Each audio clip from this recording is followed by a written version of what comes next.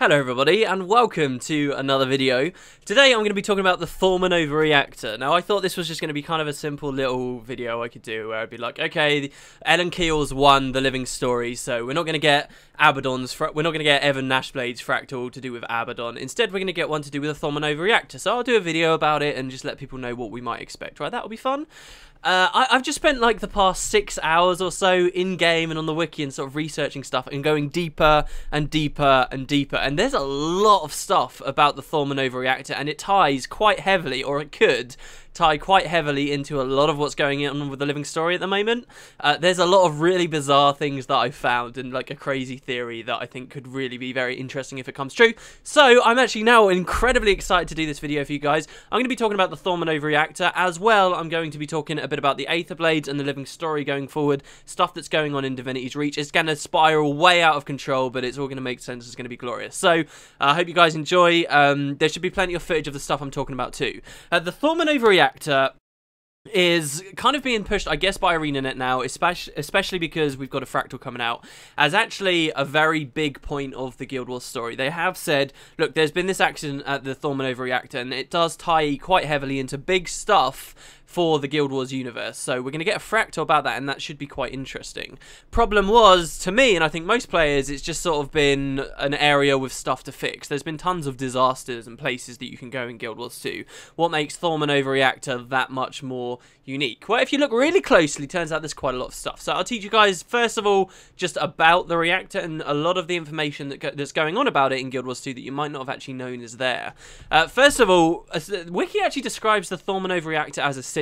I don't agree with that at all. I couldn't find any references in-game to it being a city. As far as I'm aware, it's just a big research lab. It's a reactor, right? It wasn't really a city, but that's how they describe it. And in terms of scale, it is a very, very large area. It can be found in the north of Metrica province, the northwestern corner. And for most players, I think your experience of it's going to be running around doing heart events, maybe speaking to scouts, and then you realise there's sort of this massive heart to do up there. In fact, I believe my first experience really of the Thorman Overreactor was speaking to a scout that's just on the outsides of the huge compound, a scout Fizz, and he gives you a little bit of information. He says to you that when the reactor suffered an arcane core criticality, it released material infused with chaos magic all over the area.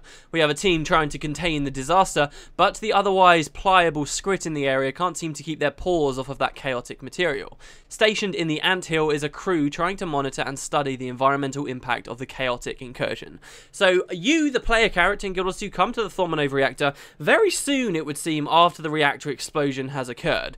There's a camp nearby as well filled with injured people, and Asura who are talking in very realistic recent terms about how this explosion has only just happened and only just devastated the area. So there's this big mess. The whole place has gone to shit up there. And you of course can push in there, and there's a heart event to just run around killing monsters as you usually would. A lot of players, I think, who are sort of at end game, shall we say, for Guild Wars 2 will know the Thorman Overreactor mostly for its meta event. There's a pretty cool meta event there which involves walking around with a golem who's hoping to clean up and remedy the issue within the reactor, and he tries, but every time he goes up there he takes on board too much heat and explodes into a giant fire elemental. Now most players farm that fire elemental event once a day because it gives you a bonus gold each time as well as a pretty big chest, and the fire elemental 2 is rather easy to kill. So that's going to be most players' experience of the Thorman Overreactor, and frankly that meta event, though that's what people probably do most, it doesn't actually have very much story, if any at all. I mean, it's just a golem trying to clean it. It doesn't give you any insights into what actually happened there, and every time he failed because of the nature of dynamic events. So people never really learn much from those specific things. If you do stop to smell the roses, as it were, while you're in there, which is kind of difficult because there's a lot of enemies, you can see some pretty peculiar stuff. First of all, there appears to be a giant hole right in the middle of the reactor, and from that hole is exploding a massive beam that's shooting directly up into the sky. Now, if you look up at the sky too, something very interesting about the area is there's a portal directly above you, and I'm talking about like a portal from Changing Zones. You know, like if you're going to go from Brisbane Wildlands to Kessex Hills. To do that, you're going to have to walk through a portal, right? They're the very specific stylized looking circular entity that exists on the map. Now in Thorma Nova Reactor, if you look up, you will see that the sky is basically just a giant version of those portals. You can kind of argue that, hey, they just did that to look cool, or you can argue that maybe it's suggesting something else. See, the whole idea of the Thorma Nova Reactor is, after this big meltdown, it's caused an issue with time and space. There are like tears and rips in reality here. As you're walking around inside the reactor, loads of enemies are constantly spawning in. Enemies from all corners of Tyria that don't rightly belong anywhere near the Tarnished Coast are spawning in, and one second they're there and then the next second they disappear. All of the enemies have a specific flavor effect on them called Disoriented, which you can hover over and it says this enemy or this creature has been ripped from its home and is now here and it's confused, and then it just gets slain by you, the adventurer, sadly. So the whole idea of this reactor is that now that this big meltdown's occurred, there's been a serious disturbance in time and space, and to exemplify that, you've got this giant portal above you, including this beam that's shooting into the sky too. And you can see further evidence of it as well. Each little zone within the Thorma Nova Reactor, it's sectioned off into lots of specific sections.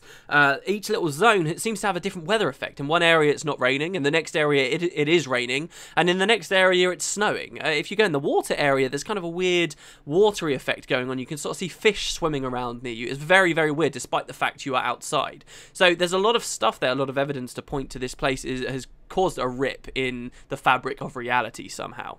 And that's really important, and I'll come back to that later. It's important because, in addition to the meta event, in addition to completing the heart, there is something extra hidden in the Thorma Nova Reactor. It's sort of like a jumping puzzle. You can find a small Asuran device on the floor, a key, and you can go to all of these different sections of the reactor, charge it up, and actually open up that section in the middle of the reactor I just mentioned where that hole had been exploded from and that beam of light was coming from, and you can actually jump into the hole. Now, sadly, you don't get to see what's at the bottom of the hole, because as you jump in, it instantly teleports you miles above the reactor.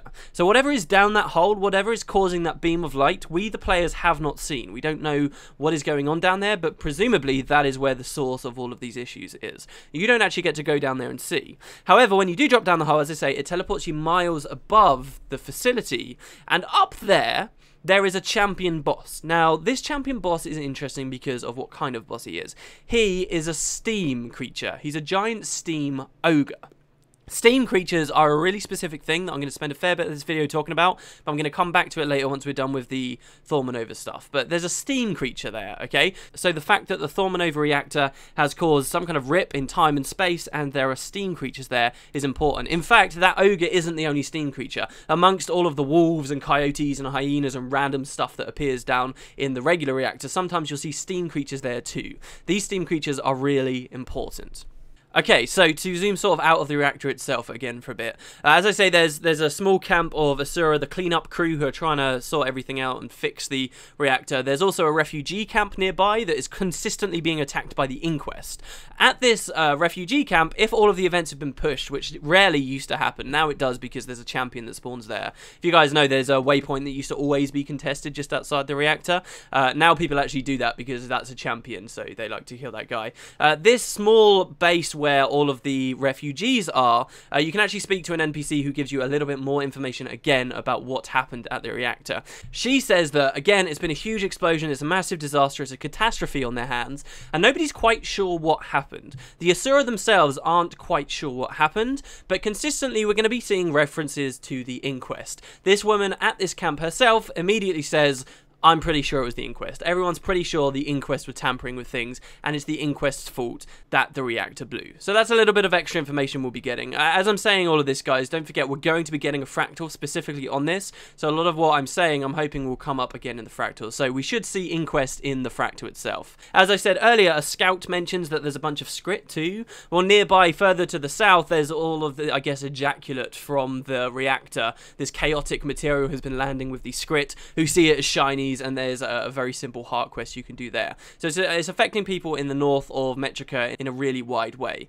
Aside from that, there's not too much more that you can see specifically in that zone. There is, I just mentioned the Inquest, there is a corresponding large Inquest base to the northeast of the zone rather than the northwest, but all of the times you interact with them, like for the dynamic events that are going on, or for the personal story, they never seem to mention the Thorma Nova Reactor itself. They are trying to disturb the people in the refugee camp, but there is no direct relation between them and the Thorman overreactor, aside from proximity. We could say that, yes, it was the inquest in this base that caused the disaster, but there is no, like, hard evidence right now. But again, in the Fractal, we could see, you know, we start off, maybe we're even playing as Inquest in this Fractal, as the Fractals tend to be like. So we could be maybe starting off in that small Inquest facility and then moving over to the reactor itself. We don't know. Now, what makes the Thorman overreactor more interesting perhaps than a lot of other heart quests, as I mentioned at the start of this video, there's loads of disasters and stuff to fix. What maybe makes this more interesting is there are a lot of references to the Thorman overreactor in areas of Tyria that are miles and miles and miles away. One really basic one that I think a lot of people will have seen if they've done their jumping puzzle achievements is an area called Chaos Crystal Cavern in Ascalon. See, I think it's in the Iron Marches. You can see to the west-hand side of that zone, you can drop down this random hole that's really well hidden and find this beautiful underground cavern filled with water and filled with these wonderful crystals. And in this cavern, just like over at the Thorman overreactor, there are loads of enemies being teleported in and out. Enemies with the disoriented effect on them. Enemies that have been ripped from their home for no apparent reason and are wandering around. And once again, steam creatures can be found there. Even better though, in the Chaos Crystal Cavern, you can find a wounded Inquest researcher. This is probably the biggest evidence we have that the Inquest were 100% definitely doing something at the Thorman overreactor. But you'll fall down this hole and you actually end up trapped down there. And you can have a conversation with this injured Inquest researcher. And that conversation goes as follows. He says, "Wait, I'm no threat to you. I'm all that's left of my crew. And I'm trapped down here, same as you." So you don't get to attack him straight away. And we say, well, who says I'm trapped? And he says, well, if you're here, you're trapped. Unless you can get to the gate there on the last platform. My leg is broken, so there's no way I can make it. But if your timing is good, you might stand a chance.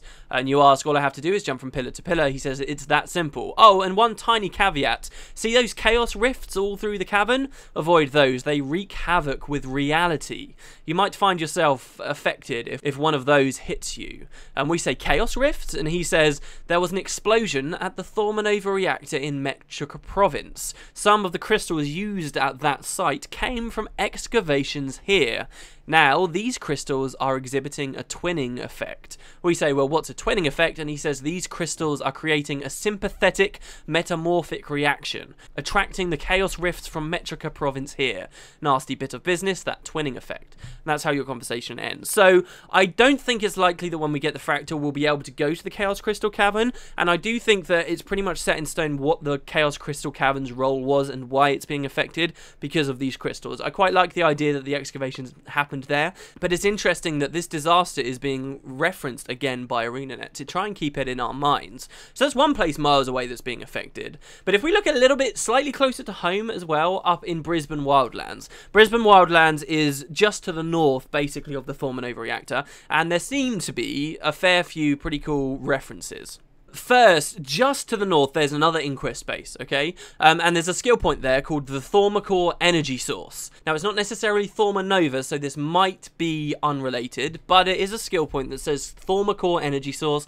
When you interact with it for the first time, it describes it as the entire Inquest facility is drawing power from this miasmic substance. Its nebulous form is unlike standard generators, and its supercharged particles are twice as potent. So that could be a reference, certainly, to the Thorman overreactor, some kind of energy source that they pilfered from it to power their entire own base. And in addition to the Thaumacore energy source, this skill point, further to the north too is another Inquest base that is called the Thaumacore Inquiry Center. Now, the center on its own doesn't necessarily have any story for us, but there is a very cool event that I showed in footage of yesterday's video that I'm going to talk about now that leads you to the Thaumacore Inquiry Center. See, again, just like in the reactor itself and just like in Chaos Crystal Caverns, there's an area in Brisbane Wildlands where there are creatures teleporting in and out all over the place with the effect on them disoriented. Now, this place is the Toxel Bog, and it's sort of close to the reactor, but it's also pretty far away too. In the Toxel Bog, you can see that the Dermond Priory and the Inquest are sort of fighting each other over research in the area. And you can interact with all these different machines and things that are about, and I'm pretty sure to do with a heart quest. There's actually another Asura, just like the guy we met in Chaos Crystal Caverns, hiding in the Toxel Bog too. His name is Helt, H-E-L-T-T, kind of a weird Asura name. And you can have a conversation with him. He isn't necessarily Inquest, he was just someone at the reactor, he was an Asura.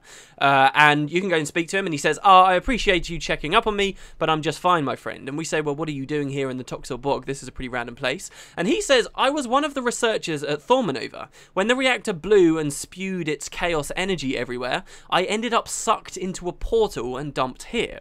And we say, well, wow, is that what's going on here? And he says, yes. And that's in reference to all of the enemies teleporting around. He says, yes, and what an unprecedented opportunity to study chaos rifts in action.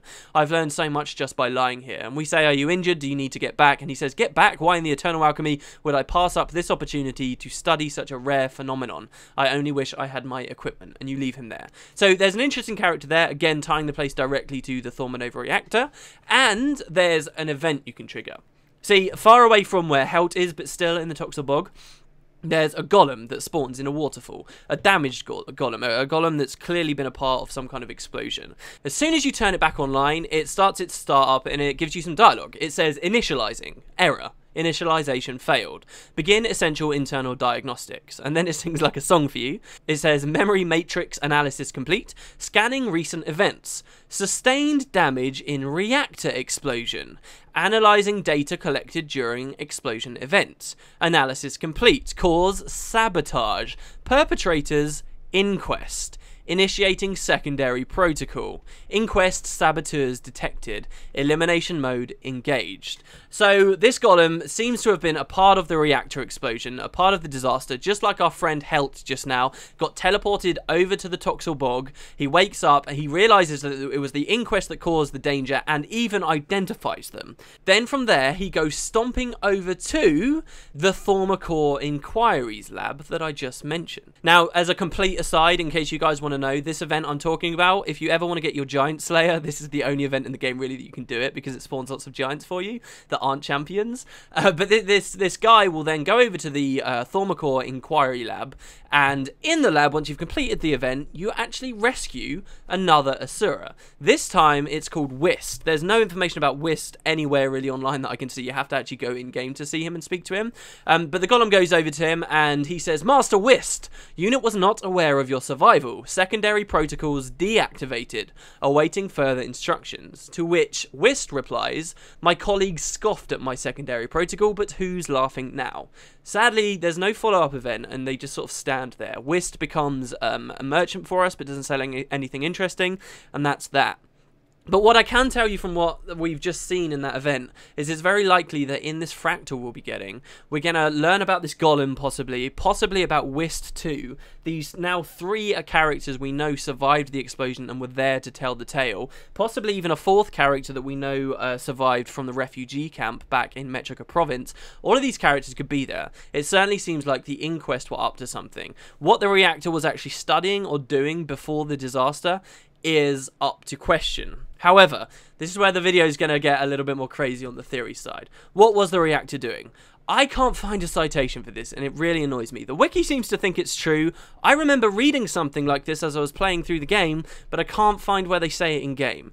But, as a small aside and something to consider, the Crucible of Eternity, I'm sure somewhere in-game they say that the Crucible of Eternity was built after the disaster at the Thaumanova reactor. And there's some conversation you can have where people say if the Inquest are allowed to continue what they're doing in the Crucible of Eternity, it will cause a disaster on the same scale as the one in Metrica province, possibly even worse. So I wish I knew who said that, and you guys can take it or leave it. That's only a small part of what this whole theory in this video is going to be. I've got a fly buzzing around me, but that is something pretty interesting, especially considering the fact we know a lot about the Crucible of Eternity. We know that this was a place that the Inquest are trying to learn about the Elder Dragons. They're trying to create their own minions from the powers of the Elder Dragons. It was a project and a base created by Kudu, one of the main characters in the Guild Wars 2 personal story. It's a big area. Don't forget, I've done in a previous Guild Wars 2 Mysteries too, that this place was going to have a book written about it. Now, if there was going to be a book about the Crucible of Eternity, and the Crucible of Eternity was built in response to the destruction of the Thaumanova reactor, then that says there could be a lot about the Thaumanova reactor too. this book could have been covering what this fractal is now going to cover for us. It makes a lot of sense, especially considering the main story within story mode of the Crucible of Eternity is about that reactor about to blow up. The Crucible of Eternity is ready to blow up and cause this massive catastrophe, just as the one at the Thorman overreactor. Now, maybe that would have been a lot more exciting to players if they already knew about this link and it was more well laid out by ArenaNet, but of course we all know that a lot of this stuff goes over people's heads. So that's a pretty interesting idea. I do want to bring it up, but because I don't have a citation, I'm not going to rest too heavily on that, but that could lead us to understand that maybe the Thorman overreactor 2 was perhaps studying the dragons. And that theory is again bolstered by the fact that the Thorman overreactor has got lots of different sections in it, like a water section, like a grassy section, just like the Crucible of Eternity. The Crucible of Eternity's got all of those different zones I talked about before. Well, the Thorman overreactor doesn't have so many zones, but it does have zones. It's actually got a lot of areas too that are sort of sealed off and you can't access in game right now. That should be something we'll be able to see in the Fractal too. Anyway, that aside, here's the big thing. Here's what suddenly I kept going deeper and deeper and deeper, and I realized, wow, this could tie a lot into the living story. Let's go back to the Steam creatures, okay? I said that there's a massive boss, a hidden boss that's got a boss achievement tied to him in the Thorman overreactor on a platform way above it. This is the Steam Ogre. Also, every time we've gone to an area that seems to have been impacted by this disaster, there are enemies spawning in and out of our reality, including Steam creatures. Steam creatures are spawning in. There's also, in Lornar's Pass, another seemingly completely unrelated area, a bunch of random portals opening from some place where loads of Steam creatures are coming to try and invade our world. And there's actually a lot of really cool events there too, with a lot of unique assets where they're building structures like Steam creature towers and fortifications and stuff that you've got to destroy as a part of dynamic events. That's really cool, that people barely ever play or have any care for because it's not tied to any rewards. But there's a lot of these Steam creatures over in Lornar's Pass too. What have these got to do with anything at all? Because I'll tell you now as well, in the most recent Living Story patch, Steam creatures have begun spawning in again, alongside the Aether Blades. So, let me just explain to you guys what the Steam creatures are. The footage should help you a bit here too, because this is this bit of the personal story. We learn about them by playing as an Asura and making a specific choice at character creation about our personal story. We have to say that our first ever invention was the Infinity Ball. So this is a 10 to 20 Asuran personal story mission to do with the Infinity Ball. The story basically goes like this. I'll try and abridge it as much as possible. Your character's first ever invention was the Infinity Ball, and it was a device that was designed to allow you to see potential futures and alternate realities. But you decided it was a dud, it wasn't workable, it wasn't very good. It was left in the archives for all to see where Zodja finds it, but in general you've sort of moved on. However, during your personal story in Guild Wars 2, an Asura named Shod, a small male Asura named Shod, convinces you to have another look at this Infinity Ball, and he says it's got a lot of untapped potential. Now Zodja doesn't think that you should do anything too crazy with it, and Zodja's sort of stoically against you messing around with the Infinity Ball too much, but you really want to push this device to its limits and see what it can offer. So you start working with Shod to see what you can do with the Infinity Ball. Essentially, most of the missions are around finding a way to power it up, because the main problem they establish is it doesn't have enough power. So you keep doing this random stuff to get more and more power. But you power it up on two separate occasions. The first occasion that you power it up, it creates a portal to some other reality, a potentially a future reality, or just an alternate reality of Tyria in the present day. And through this portal, you don't actually get to see what's in there, but through the portal come a bunch of Steam creatures. And this is the first time really you as a player ever see the Steam creatures in theory. So all of these Steam creatures start pouring through, and you're like, oh my god, you killed them all. And Shod and you decide, wow, that was pretty crazy, but we're out of power. What should we do? So against Zodja's advice, again, you power it up and create another portal. And things are really crazy when you create that second portal. Okay? Basically, a bunch of Steam creatures come out again and attack you, and eventually two characters come from it too. There's the second portal you've opened with the Infinity Ball that creates a link between our Tyria and an alternate future, or an alternate version of Tyria. two characters come out of the portal. One of them is called a mysterious stranger, and I'm going to come back to that specifically.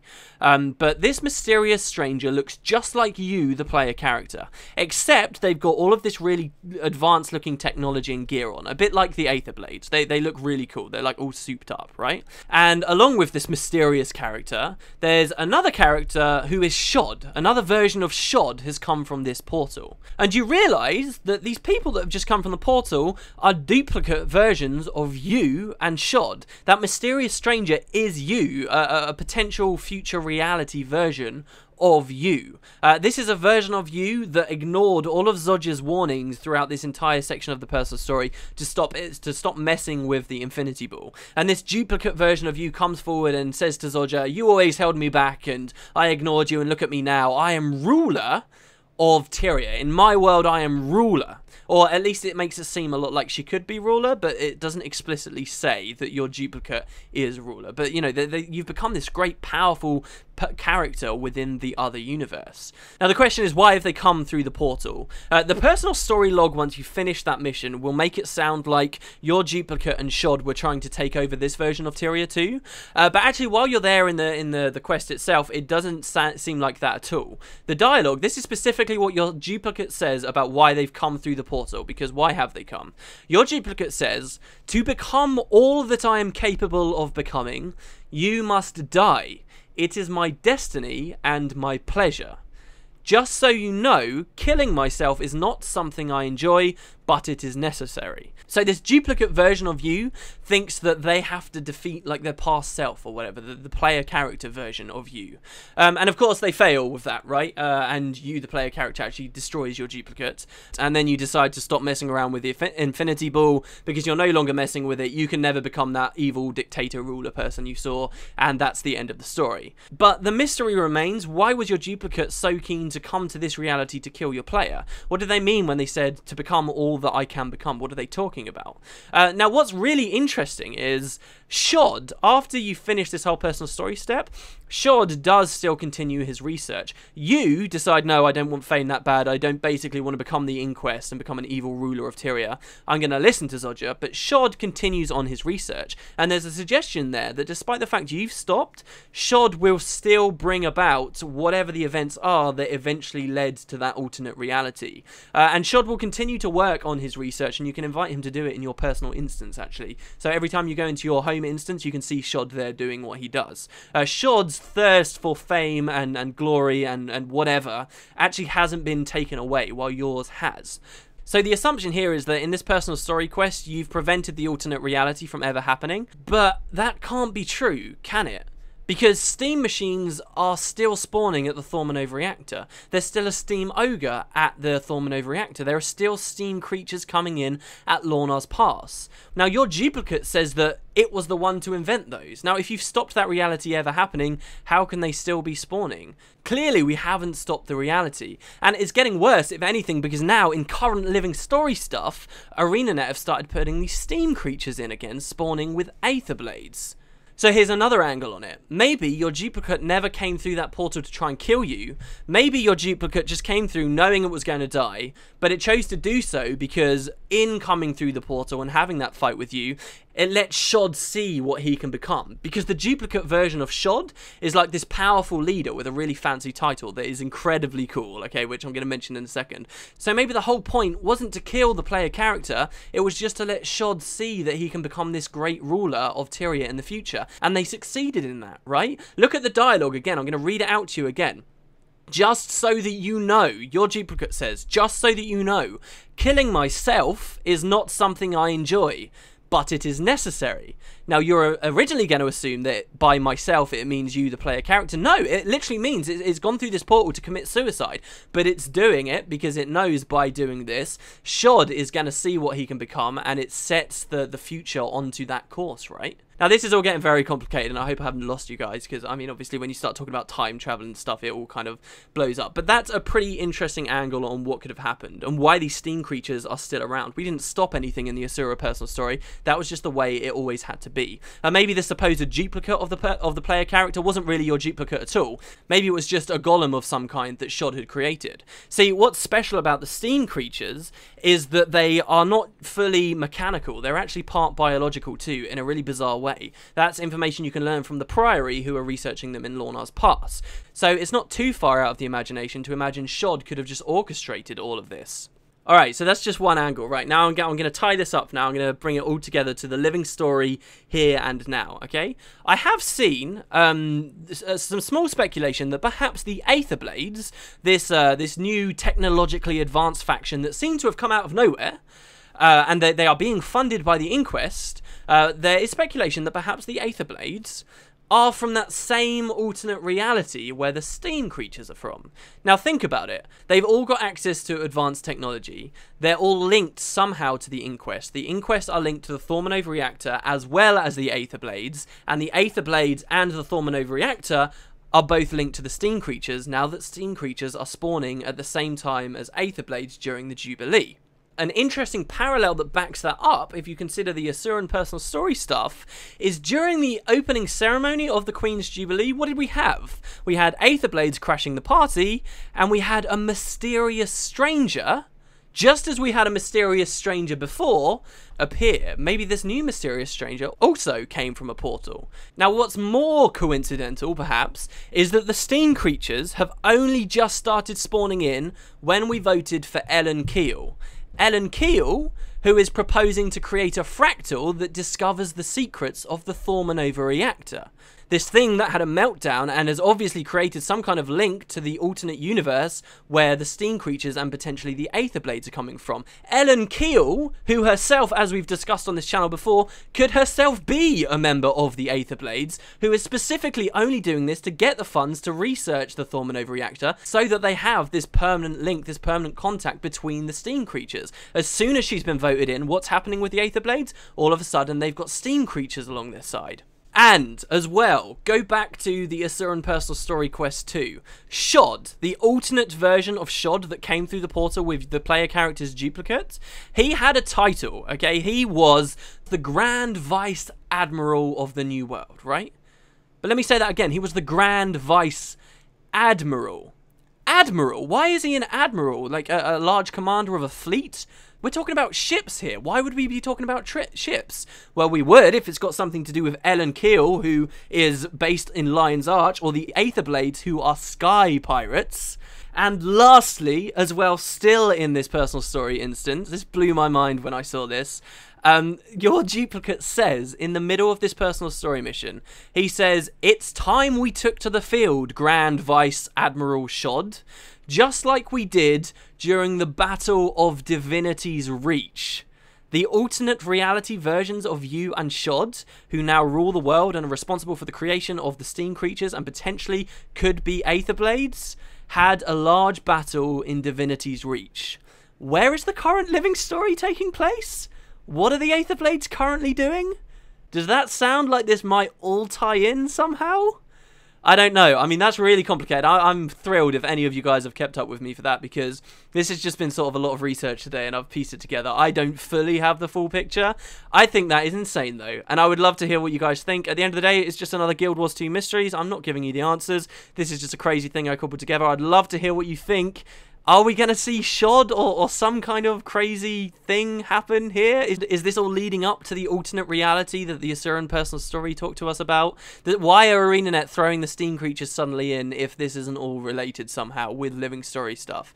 I'd love to know what you guys think. That's just something I ended up having on my mind. Thanks very much for watching. Answers will come, I guess, if there's not like a massive battle at Divinity's Reach during this living story stuff, and it doesn't reveal that Ellen Keel is evil somehow. I'm sure we will eventually figure out what happens when Ellen Keel gets her research on the Thormanova reactor complete. That's basically everything on the Thormanova reactor. I don't feel so bad that we're not getting the Abaddon fractal, to be honest, because this is pretty heavily tied into big Guild Wars 2 lore, the here and now. So yeah, very interesting. Thanks a lot for watching, guys, and I will see you next time for another Guild Wars 2 Mysteries. Whew.